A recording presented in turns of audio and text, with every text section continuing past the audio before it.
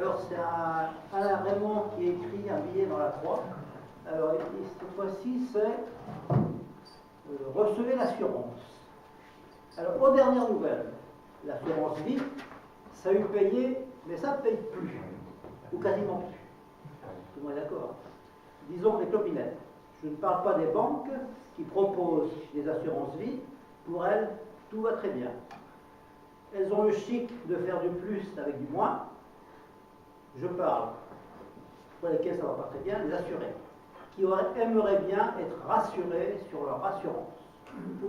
Malgré toutes les assurances des banques, qui leur font miroiter des taux écrits à l'encre invisible, ils voient bien que ça n'est plus ça. C'est embêtant pour une assurance vie. Si on n'a plus aucune assurance sur sa propre vie, qu'est-ce que ça veut dire? Est-ce que la vie ne vaut plus rien? On connaît la formule d'André Marot. Moi, je ne la connais pas en tout cas, il faut que je vous la donne. Une vie ne vaut rien, mais rien ne vaut une vie. C'est vrai? Oui. Bon. Alors, c'est parfait pour une dissertation de philosophie.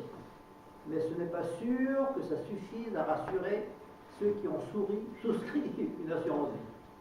Parce que si rien ne vaut une vie, est-ce que ça veut dire que rien ne vaut une assurance vie? Ben non, justement. C'est même ça le problème. Rien ne vaut une assurance vie, c'est ce que disent les banquiers. Et voilà qu'on découvre que c'est du pipeau. Et en même temps, pour être tout à fait honnête, une assurance vie, c'est une drôle d'expression. Peut-on être assuré de quoi que ce soit à propos de sa propre vie? Bien sûr que non. Une vie, c'est de l'inconnu, des surprises, du suspense, des rebondissements, du risque. Tout sauf une assurance. Et c'est ça qui est rassurant, finalement. Alors, ce billet a voulu à ce monsieur Raymond une réponse d'une employée de banque employée au contrat d'assurance vie. Parce que ça ne peut pas rester comme ça, évidemment.